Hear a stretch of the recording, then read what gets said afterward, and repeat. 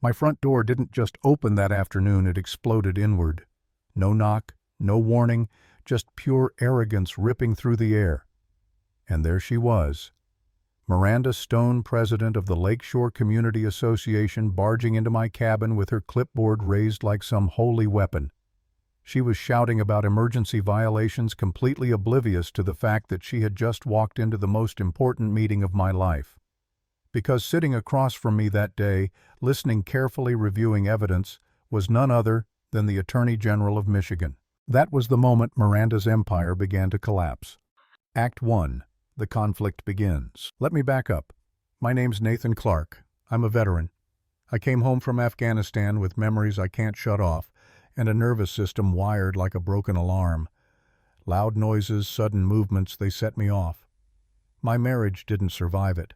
My ex-wife couldn't handle the panic attacks, the nightmares, the way I flinched at car backfires.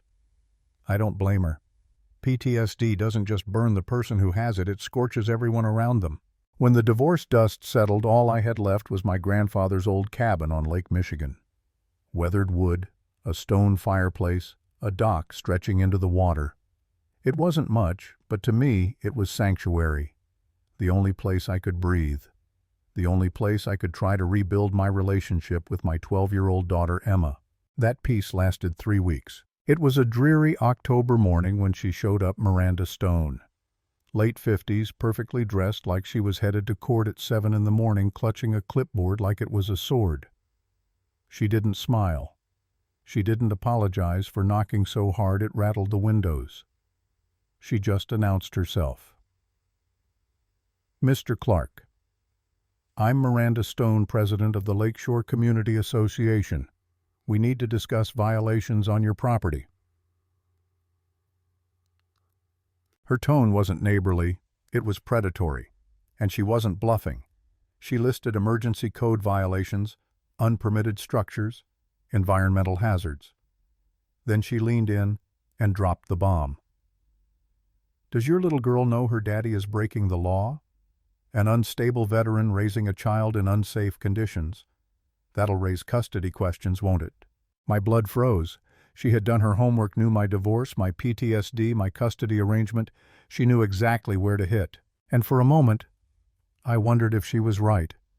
Was I unstable? Was Emma better off without me? That's the thing about PTSD, your worst fear lives inside your own head, and Miranda weaponized it with a smile. Act 2. Escalation and the turning point. Miranda didn't waste time. Within days, she filed an emergency court order. She called Emma's school spreading poison. Concerned community members worried about a veteran with mental health issues. Parents started pulling their kids closer when I walked into stores. My ex-wife called me in tears asking if Emma was safe. I felt branded.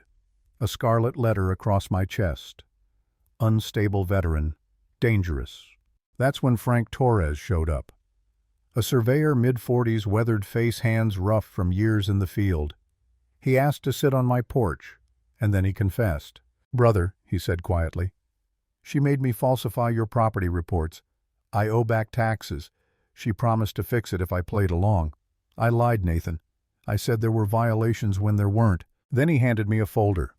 Inside were files on other victims, a widow forced to sell her home, a military family ruined over chalk drawings on their driveway, a small business owner driven out. Miranda wasn't crazy, she was calculated, a predator. Frank had even recorded her giving orders.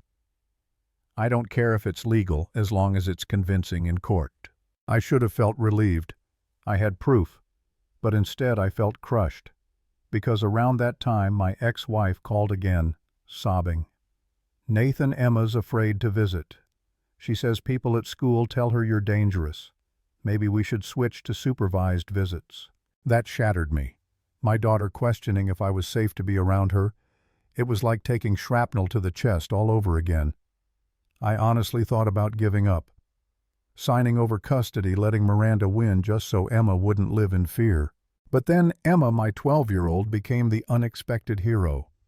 She'd overheard Miranda on the phone one afternoon and on instinct recorded it for a school project. That recording, it was gold. Miranda's voice clear as day. "The daughter is the weak point. Make the father look unstable and custody will take care of itself. Once he loses the kid, he won't fight the property seizure. Hearing her treat my child like a pawn, like the weak point, flipped a switch in me. That wasn't just fraud anymore. That was war. Act 3. The Showdown. With Frank's testimony, with Emma's recording, and with the help of Jane Walsh, a lawyer who specialized in HOA fraud, we built a case. Financial records. Property surveys proving Miranda's office and prize garden sat on my land. Surveillance footage of her people trespassing. And Emma's recording tying it all together. Jane pulled every string she had. And she landed something I never thought possible, a private meeting with the Attorney General of Michigan right in my cabin. The morning of that meeting felt like preparing for a military op. We laid out the evidence like battle plans across my dining table. For the first time in months, I felt control returning. Attorney General Helen Stone arrived right on time, steel gray hair, eyes sharp as a hawk. She shook my hand firmly. "Mr. Clark, Jane briefed me, but I want the story directly from you. Every detail matters." We were 20 minutes into reviewing evidence when a car came flying down my driveway, gravel spitting out behind it. My gut dropped. Before I could say a word, my front door slammed open. Miranda, clipboard in hand, 2 contractors trailing nervously behind her. She marched in like she owned the place, declaring, "Emergency safety inspection." Multiple neighbors reported violations. She hadn't even noticed the Attorney General sitting 3 feet away watching with raised eyebrows. Miranda slammed photographs on my table, staged shots of my cabin twisted to look unsafe. And then, in the calmest, coldest voice I've ever heard, Helen Stone spoke. "Ms. Stone, you are currently the subject of an investigation into systematic HOA fraud. You just committed criminal trespass and obstruction of justice in front of me." The room went silent. The color drained from Miranda's face. One contractor slipped toward the door. The other stared like he'd seen a ghost. And right then, Frank walked in. Perfect timing. He pulled out his phone and hit play. Miranda's own voice filled the cabin. "I don't care if it's legal as long as it's convincing in court." Miranda spun on him, desperate. "Frank, tell them about his violations. Tell them." But Frank didn't flinch. "Ms. Stone, I already told them everything. About the falsified surveys, the embezzled funds, the coached witnesses." That was it, the final nail. Attorney General Stone rose slowly, deliberately, every word like a hammer blow. "Miranda Stone, you are facing federal charges for racketeering, conspiracy, fraud, embezzlement, child endangerment, obstruction of justice, and criminal trespass." Miranda's knees buckled.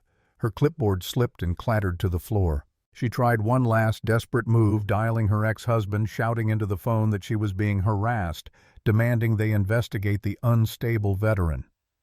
But it was useless. Her ex had already flipped cooperating with federal investigators. He wouldn't even look at her as he pulled into the driveway. The state investigators waiting outside stepped in. They cuffed her hands behind her back. Even in chains, she tried to spin it, shrieking, "This veteran threatened me. I was just enforcing regulations." But it didn't matter. Everyone in that room knew the truth. And for the first time in months, I saw it, the bully realizing she was finished. Closing line. Bullies only win when good people stay silent.